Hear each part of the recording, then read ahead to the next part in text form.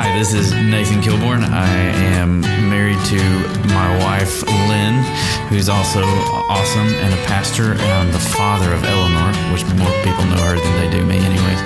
And I'm a pastor in Jacksonville, Arkansas at First United Methodist, and welcome to the Happy Hippie Jesus Show. Well, good job. Well done. Good to have you with us, man. Good to be here. I'm glad Eleanor cleared space in her schedule for you to come by. Yeah. I snuck away. Just snuck away while she wasn't looking. Did Lynn give you permission to be here? Do I have to give audible answers? Yeah, we are an audible podcast, but I'm just worried this might be bad for your career. No, she knows I'm here. Oh, okay. I think. She's not concerned. I don't know if she knows who I'm with. Oh, okay. Yeah, I just said I'm recording a podcast. So when you become podcast famous. That's right. I mean, you're practically, I don't know if you know, but we were featured in the Arkansas Conference, magazine thing. Wow. Yeah, that thing. The United Methodist News picked up the story, so we're like worldwide. Whoa, global. Yeah, global. That's We're right. certainly the most famous Methodists in this room. In this chair. I don't know. Why are we all sitting in the same chair, by the way? I'm hoping that as a pastor who's married to a pastor, you'll have like some extra connection to the divine. Yeah. And you'll be able to fix Bill's Christology. He thinks Jesus is a hippie, and I'm just going to let you correct him now. Was Jesus a hippie? So it is Jesus is a hippie because Jesus is alive. He's risen. I don't know if you found that. Yeah. Yes. We had Easter a while back. Couple. Yeah. Yeah, that's true. And the highest ideal of hippiness, Jesus probably was a hippie. Score. Love, peace. Do you think Jesus was into rock and roll and parties? Yeah. Did you see what he did to the water? Okay. I mean, he attended a few parties in his day. He apparently threw the best parties. Yes. I'm thinking Jesus would have been a headbanger too. I mean. Bill told me that he had some Old Testament questions for you as well. Oh, Lord. Are you like Elijah, and do you have the power to send a bear to maul people if they make fun of your baldness? Depends on how old they are. Yeah. If they're young, then absolutely. Okay. Yes. I do have that power. What is it, 42 Utes? 42 Utes, something like that. Yeah. Go on up, you bald head. And, that was the end of them. Yes. So Bill asked you that question because he wants to know if he's going to be able to make fun of your baldness later. Actually, I've got the text message where you said you initiated this. I feel like this is a setup. But now that I know he has bear power, I no longer want to do it. Tell me a story that defines kind of how you see or understand Jesus. It can be from the Bible. It can be something you've experienced in your own life. I suppose you could make up a fictional story that began with once upon a time. I mean, just whatever you want to do. And make it in a galaxy far, far away. A story? Defining moments in my life as of, past 8 or 10 years. I mean, two things I can't help but talk about are in ministry at Valonia when the tornado came through. Actually, 2 days ago was the 5th anniversary, I guess it was, when the tornado came through and destroyed the community, and a number of folks lost their lives, and then our church building was destroyed. And through that process, coming to see Jesus as one who sits with us in solidarity of our brokenness. So, I think like Paul, the message of the cross is foolishness to those who are perishing, but it is the power of God of those being saved. Like that image that this broken God actually helps us, in that case of the tornado. And then like when Eleanor was born premature at 27 weeks and spending 110 days in the hospital, and moments where we thought this isn't gonna go well. Things are going downhill, but luckily she's doing great, obviously now. But identifying Jesus as the one who suffers along with us, who understands the way out and helps us find the way out, understand their brokenness. So, over the course of the past, 5-10 years, that's been part of the image of Jesus that has stuck with me, that Jesus really does walk with us in our pain. Bonhoeffer said it well, only a suffering God can help us in our world. And, I've come to understand that in my own life too. Not just that sits with us in our suffering, but also, we do celebrate Jesus who was raised from the dead. Athanasius said he became what we are so we might become what he is. I think he became our suffering self so that he might lead us into a glorious new day. So anyways, I don't know if those are stories per se, but those are life experiences that have colored my understanding of Jesus. I'm going to count them. Okay, good. Okay. That becomes particularly evident. We're recording not too far after Easter. Yeah. In the midst of Holy Week, we really see a Jesus that suffers like us. Yeah. I think particularly in John's gospel, he's at Lazarus' tomb the week before Holy Week. So those last 2 weeks in his life, he mourns the death of his friend and suffers and experiences that sadness and grief the exact same way we do. He goes and experiences rejection, his best friends betraying him. Yeah. Says prayers in a garden that aren't answered. And, dies on a cross. I mean, those are all the low points in our faith as well, the low points in our life experience. Yeah. I find it comforting a God that suffers with and understands our suffering. Yeah. I'm glad you're letting our guests talk. That's what I do. Yeah. But, I was thinking, even in the post-resurrection narratives, how important it is, like Thomas, for instance, show me your, until I touch. And how interesting in the Gospels that Jesus' woundedness is still there, still visible, we would think like, oh, he's back to 100%, no holes in his hands. And yet that remains in the Gospels as a sign of God's presence even in the midst of suffering, in my mind. So yeah, I don't know what to do with that. Maybe you do. Resurrection doesn't take his scars away. Yeah, it's and I think part of that is like this position of solidarity with us. Like, what does it mean to be human? Like, not to say that, not to be pessimistic, but, we often talk about the incarnation, like Jesus takes on our flesh and so forth. But what does it mean to be human? And in one way, I think with Thomas and, the post-resurrection appearances, like, this is still Jesus, the human one, and God in one, God incarnate here right before us, that humanity's in its fullest sense is right here in front of us in Jesus too. Like, there is no part of our humanity that is outside the scope of God. So even after being raised from the dead. You know what I dig about the Thomas story is that Jesus doesn't have a problem with Thomas needing that proof. I always feel bad for Thomas because we call him Doubting Thomas. Yeah. But the other 10 disciples had already had their physical proof. Yeah. And Thomas hadn't. He was out buying groceries or something. I don't know. But now he just wants the same thing the other disciples got. Yeah. And then Jesus just says to the whole group, hey, you guys believe because you've seen and touched. But blessed are those who haven't, and that's a call out to us later. Yeah.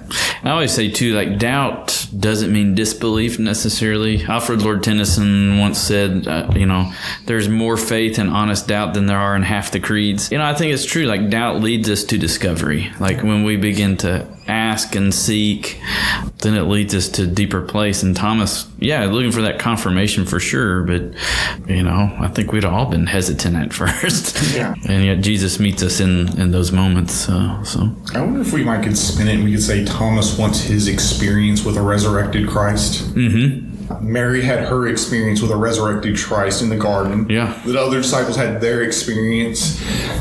And on some levels, we all want our experience with a resurrected Christ, that's right, instrumental in our faith story. And right. I don't begrudge Thomas for wanting that. Right. Because we all want that. Right. Yeah. Do you think, though, that when that happened, that it got left out that Thomas is saying, I'm not going to believe until I touch the wounds, and he sees the look on the other disciples' faces, and all of a sudden he said, he's standing right behind me, isn't he? As my youth director said not too long ago, he scared the bejesus out of him. Yeah, and we might pick up on some themes of solidarity and stuff like that, but you run this, or not run, but you're a part of this really cool community meal that happens out of your church. Tell us a little bit about that and what it is. Sure. Yeah, I definitely don't run it. And it didn't start with me either. I think one of the beauties of being a pastor at times is when you move into a new community, you see how Jesus has already been on the ground, how the body of Christ is already at work. And so this ministry that Jacksonville does, we call it we call it Mission 5000. It was named Mission 5000, obviously named after the story of the feeding of the 5,000 in the Gospels, and began actually, I think 10 years ago at this point. It's been going on for 10 years. The church originally, the folks in the church who felt called to do it was not pastor-led, actually. It was laity-led. And I came to the pastor and said, we know there's an issue with food insecurity in our community, in particular our neighborhood where the church exists, and literally across the bridge from us is a low income area, and a lot of people in need of food, and also just community, a stronger sense of community. And so the church began 10 years ago. At this point, I think they estimate they've fed 50,000 people, and we average somewhere between, at this point, 1,600 to 1,800 meals a month that we serve. So that's how it kind of began, and it's been going on for 10 years. Leadership has passed along from one church member to the next, and the church has a passion to do it. We do it twice a week, Wednesdays and Saturdays. And one of the things we really have stressed is our church eating with people, not being in ministry to people, but eating with people, getting to know people.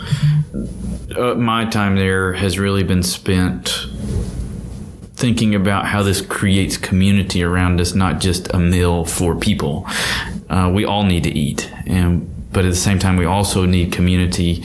And so we've been working on that focus of eating with people, gathering around the table, recognizing that everyone has gifts to offer in the body, and seeing everyone as people who have those gifts. So, yeah. You can just say, well, what about your faith, or the way you understand faith, makes you want to really emphasize we all sit around the table together?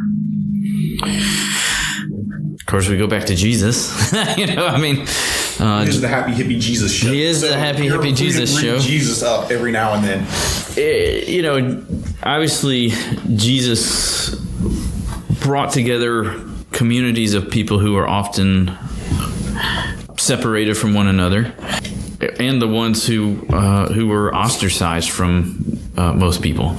So, that's part of the call I think we have, is to create those kinds of communities where our world often separates people out and adds value or non-value to them based on their economic status or their educational achievements, their job, their whatever it may be. We in our cultures add value to those folks, and yet Jesus saw an inherent value in all people, and so that is the basis of our community together.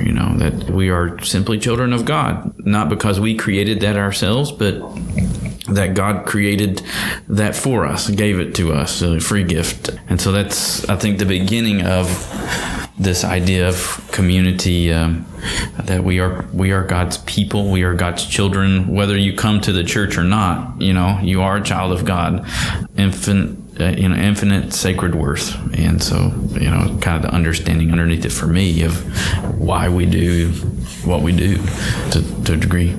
Can you kind of take us step by step how y'all prepare on a day that you're going to do one of these community meals? Like, what's the process? Yeah, what's the process? What's the nuts and bolts? Feeding 400 or 500 people is not that easy to do. No. Luckily, I'm not in charge. No, and I think that is a good thing about the ministry is people use their gifts. And so we have a gentleman who runs the program, and kind of the nuts and bolts of it is we have a partnership with a local food bank. And that partnership really is the structure of the whole, the infrastructure of the whole thing. If it weren't for that partnership with the local food bank, we couldn't really feed the way that we feed. We have a lot of people who give financially to it, but because of this partnership, we really run on a very shoestring budget because we receive a lot of the food from them. And, for instance, like 2 weeks ago, this food bank got in 50 frozen chickens, and they got in frozen chickens and they gave them all out and they had 50 left over. And so they couldn't keep them in their freezers and said, do you all want to cook chicken? I said, sure. And so, that's the way that partnership works. So we receive or go and buy the supplies we need. Most of the time it's based on what we receive from the food bank. And sometimes we buy from the Little Rock Food Bank here some food. But then, the guy who runs it kind of sets a meal plan. And most folks, depending on what the meal is, we've had roast beef where they cook it the night before, or they cook it through the whole night, and it's delicious. And you'll have a couple people come up and prepare the meal the night before, or the day of. We have about 5 or 6 folks who come in, prep the meal. If we're having salad, they'll cut the salad. If we're having rice to go with it, they'll prep all that. So 5 or 6 folks, and then about a couple hours ahead of time, the rest of our crew who serves shows up as well. And so, they're getting everything coordinated, setting all the hot plates out, getting all set up.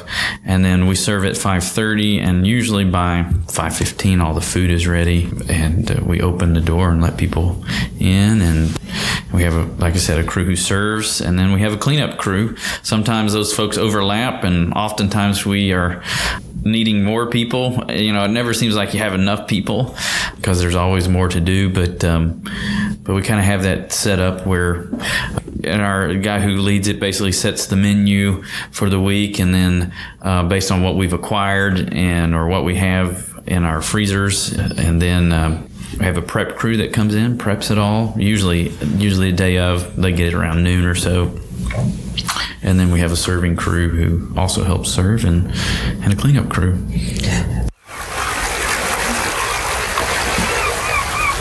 Jeremy, I'm on vacation. I thought that was a beach in the background. Yes, I'm kicking it, listening to the Happy Hippie Jesus show. While eaten by sharks? No, I don't want to get eaten by sharks. Well, maybe baby sharks. Baby shark do do do do do do. Baby shark do do do do do do. And stop it. Just stop it.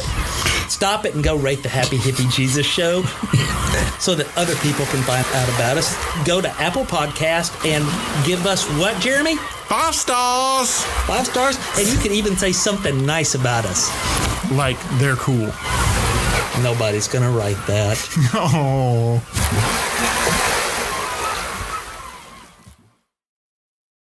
So I know a lot of churches have a Wednesday night meal. So does that serve as your church's Wednesday night meal as well? Yes. Yeah, it serves as our Wednesday night meal. We encourage our congregation and the community to attend. And like I said, we also, it's been I've challenged a lot of our folks in our congregation who often sit together to try to include someone else or go and sit with someone else and learn their name. And we had a Sunday school actually took on that challenge, and now they all come to eat, and they intentionally don't eat together with their class.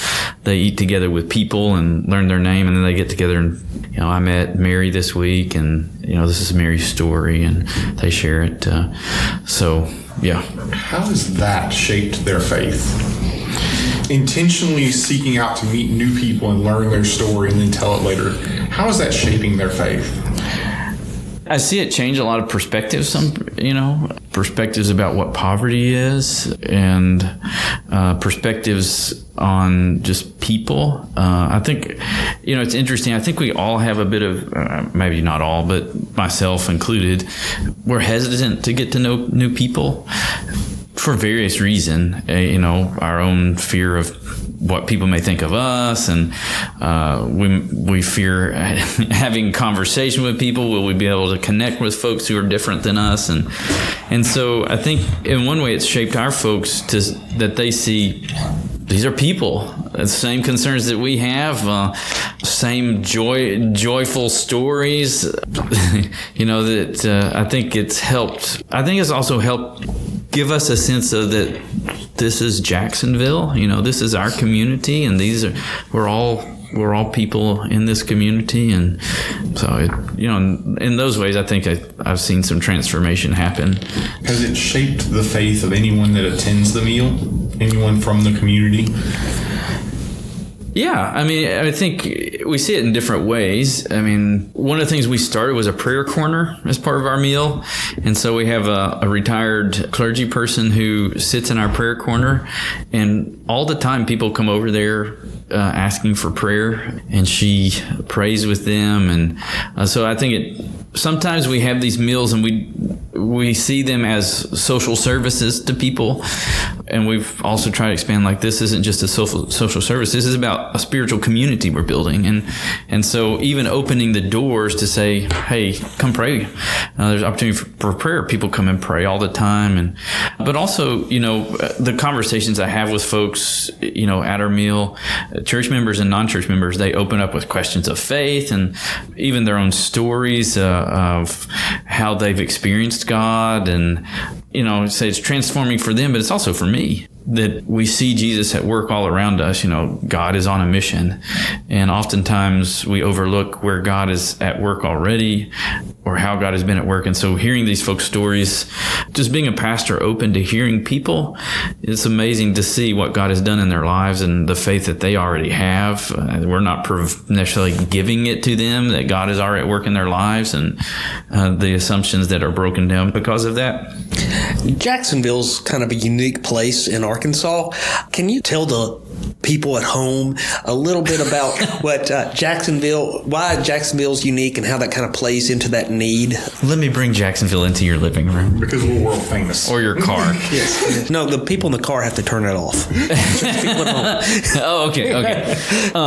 So Jacksonville as a community is unique and economically unique in the sense that it has the largest employer in the central state of Arkansas, the Little Rock Air Force Base. And so we have a large military community that is in and around Jacksonville.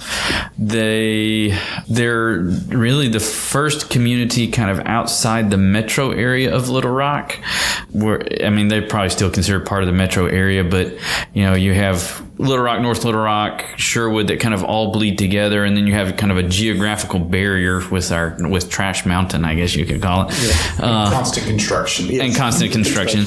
And then you have soybean fields, and then Jacksonville is really the next populated place. And so it's unique in that sense that there are a number of folks who live in Jacksonville who commute to work. It is also a very diverse community, both socioeconomically diverse, racially diverse. Because of the air base, that diversity is there. I think that's a main driver of it, part of it. And it's also a place that there's a lot of low income housing that's available for folks. Whereas if you come to North Little Rock or Sherwood, there's not a whole lot of opportunity for people to rent that is affordable. And so you have somewhat affordable housing there. It may not be the best looking house at all or the best shape. That's a different story. But that makes it unique, I think. Let's see what else. Of course, just in recent history, the community itself is trying to revive itself. The school system has broken off and formed its own school system. It used to be part of a much larger Pulaski County school system and broke off to create its own school system, and doing some really neat things now, actually. Some programs that are preparing people for careers, nursing programs, tech programs, automotive programs that have often disappeared from some educational systems, and yet there's a lot of opportunity there for folks as they move along in their career for young people. So I don't know. I want to hear your perspective on Jacksonville. Well, I just want to know from your expertise of Jacksonville, the question that everyone asks: why is it the Little Rock Air Force Base instead of the Jacksonville Air Force Base? It's a good question. I don't know. I would like to Oh, that's it. We're shutting down the interview. That's the whole reason we brought you here. Jacksonville, I mean, it is interesting. Jacksonville as a whole, too, has always had this association with the military. Long before the Little Rock Air Force Base came into being, World War II, a big ordnance plant was there. Guns and ammo, or not guns, but ammo and other ordnances were built there. In fact, when I was serving in Valonia, a number of the folks, the older generation, they worked in Jacksonville, or their parents worked in Jacksonville. That's an ordnance plant during World War II. So it's always had that association. I think obviously that was one of the drivers to bring the Air Force Base there. But my experience with Jacksonville's a little unique because before I became a minister, I worked for the Pulaski County Special School District as one of their network technicians. And so I installed networks all through those schools, and especially on the Air Force Base. And I was doing that at the same time that 9/11 happened. So getting on the Air Force Base was a unique experience. Yeah. What I can tell you is that Jacksonville probably has the best Asian food in Arkansas. Indeed. And what used to be the Crooked Hook now is just the Hook, has really good catfish. Yes, it does. You should come eat some good catfish. And 100% agree with you, Bill. The best Asian food around. Yes. If you like pho, it's delicious. If you like Thai. Hey, this is we don't do explicit words here. Stop it. I did not cross any boundaries by saying that. Oh, man. Speaking of, we should eat some of that. That's a whole other story. Yes, that's right. How has just being a pastor, married to a pastor, how has your faith shaped or changed over the last 8 or 10 years, or grown? Some of the things you've done and been through, and the communities you've been involved with. As a clergy couple, I mean, I grew up in the church. My dad was a pastor. But like with my wife, and one of the things I've appreciated about being a clergy couple is, something may happen at the church or in the community, and I can have this theological conversation about it. That's not to say like if I was married to someone else I couldn't, but there is that depth there of understanding that we both share, which is very nice and helpful, and so that's always been appreciated. We can always reflect on what's happening in our congregations. One of the things, oddly enough, we do have to be aware of is that sometimes we talk about it too much, and we almost it can easily lead to burnout. Like, I don't want to hear about any of this right now, or I don't want to tell you about this right now because I'm just done. And so we've had to really take an effort to say we just need to be us. We just need to be a family beyond just our identity as pastors. Like, who are we as children of God? And so that's been a learning experience in and of itself, because it seems like we are always in the church and doing things in the church, doing things with our communities because of the church, to say, I just need to be me, or we just need to be us. And from even protecting like our days off, like a Sabbath day, because as you can imagine, as you all know, your time can just get eaten up. There's always something to do. I mean, it never ends.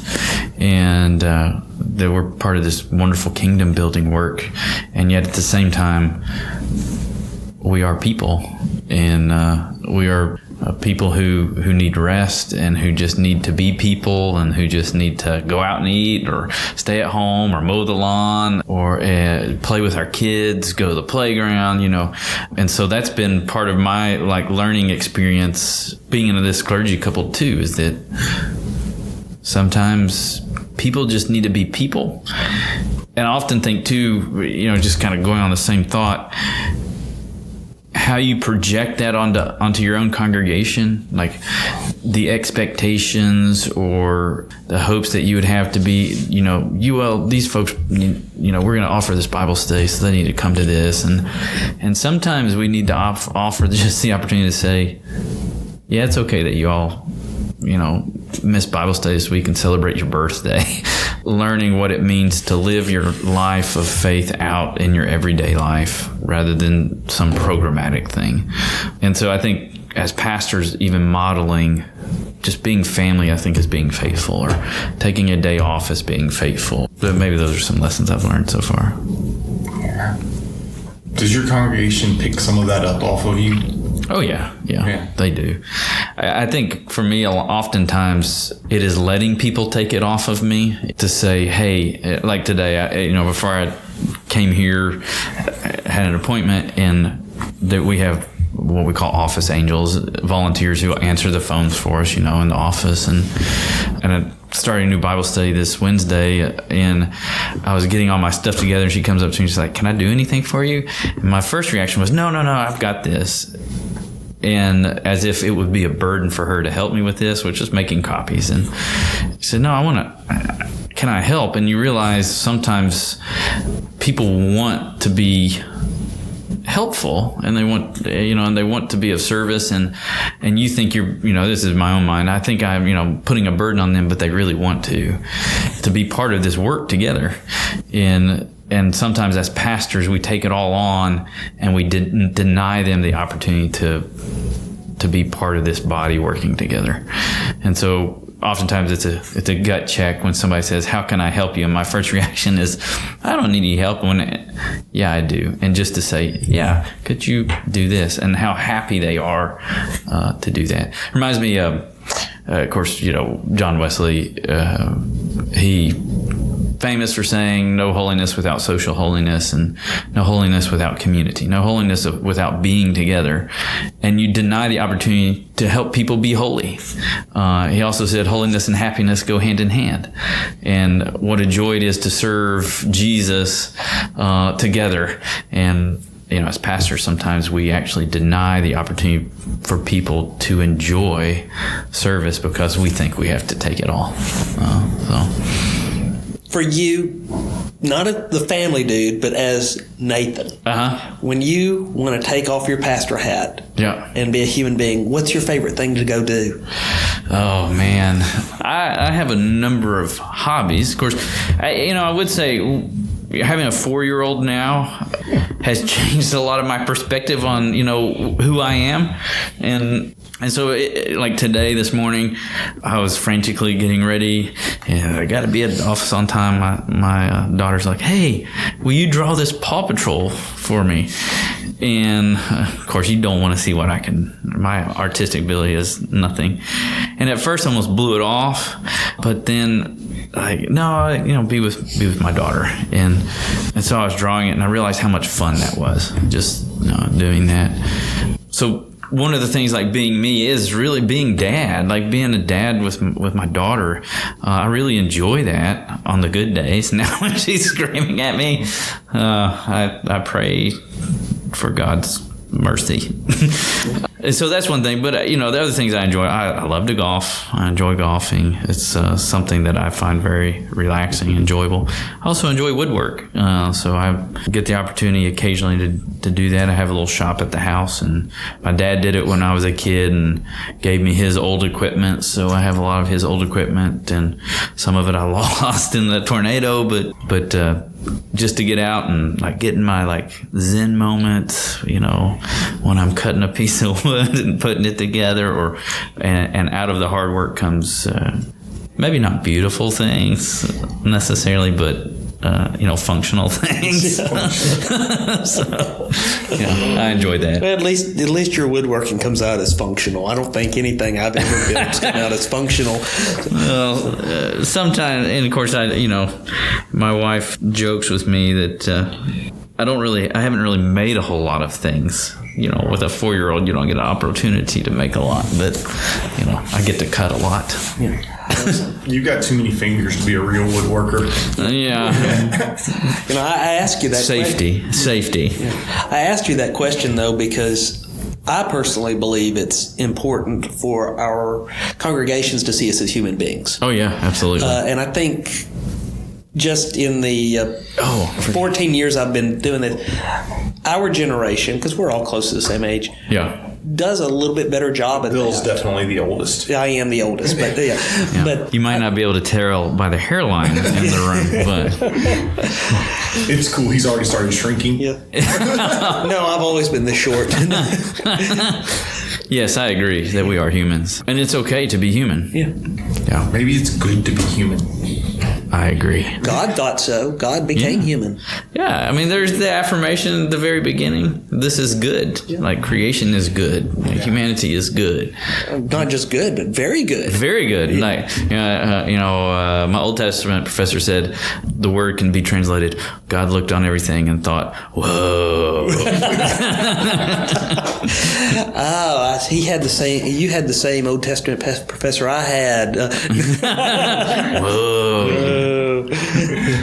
Oh, that's good. That is, I don't know, I think I heard Richard Rohr say, in some ways, Christianity has been more influenced by Plato than Jesus, because Plato had this separation of body and spirit. Right, But yeah. in Jesus, in the incarnation, we get it's all, Yeah, and it's all good. it is. It's all good. It's good. So speaking of it's all good, Uh-huh. what's saving your soul right now?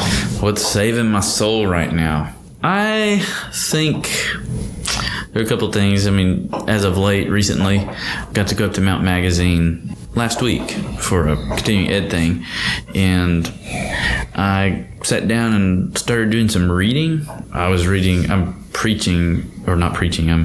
teaching at the License to Preach school, and I started reading my books for that, and one of them's just, it's Ted Campbell's Essential Doctrines or something like that. I can't remember what it's called. And all stuff I know, but reading through it again, it's like, yeah, this is good stuff. I like this.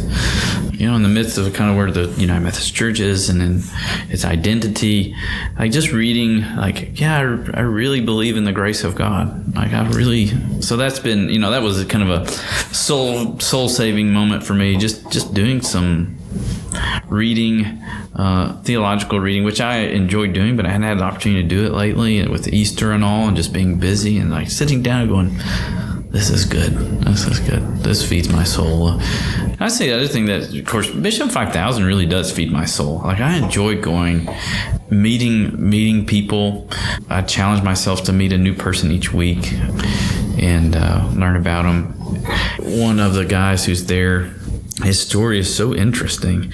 Used to be a classical pianist for the Little Rock Symphony Orchestra, and got ill and ended up with cancer and unable to play, and fell into a variety of different circumstances. And we had him play the piano, and man, it was so cool. And that's soul feeding, So just meeting these folks, and so those are two right now. So just for clarification, unlike Trash Mountain outside of Jacksonville, Mount Magazine's not made of magazines, right? What kind of magazines? Exactly. The paper kind or the metal kind? Jeremy, what's saving your soul? You promised to tell us this week. Yeah. For me right now, it's a couple of experiences, and both, oddly enough, revolve around a golf course. Yeah, I play with a group in Newport where I live. We have a men's scramble where we play 9 holes one night a week, and it's a space where no one cares that I'm a pastor or this or that, and I can just be me and everyone else is them, and it's just life-giving to have that kind of space and that freedom. And the other also revolves around a golf course, but it's my 7-year-old. She's taken to loving going to the golf course or the driving range, because I'll let her drive the golf cart from like the little cart shed to the driving range. And Nice. And it's a combination of joy and fear every time, but it's life-giving until she puts us in like a river and ends our life or something. But no, there are like a couple of bridges you got to go over, like a pretty good little creek that runs through it. And every time I'm just like, I think I could reach the break. I think I could, but she's so pumped. And I remember the very first time she did it, I drove across the bridge the first time. She's like, can I drive across the bridge on the way back? And I was like, okay. And the whole way back, she's like, I'm going to drive across the bridge. I'm going to do good. That's awesome. So, Nathan, if people want to find out more about the ministries at your church or just want to learn more about your bear powers, how can they do that? Well, the bear powers are, I can't say anything about that. Okay. We never reveal. The church, of course, you can always contact us by email at jfumcar@gmail.com, I think is what we are. Yeah. Oh, good. Well, you can contact us at the church. You can go online to our website, although it doesn't have a whole lot there on our website, but call us, talk to us. I mean, we love talking to people. So, and I don't know that it's anything we do that's super special, but it's something I think we do that we feel faithful in doing it, and I think that's an important lesson. But otherwise, there's something to be said for ordinary is sacred. I think so. Ordinary is special, and providing a meal where 400 people every week can just hang out and be. Mm-hmm. That might be ordinary, but that's sacred and special in powerful ways. So, and speaking of ordinary and sacred, why don't we end this and go do lunch? all right. Sounds good.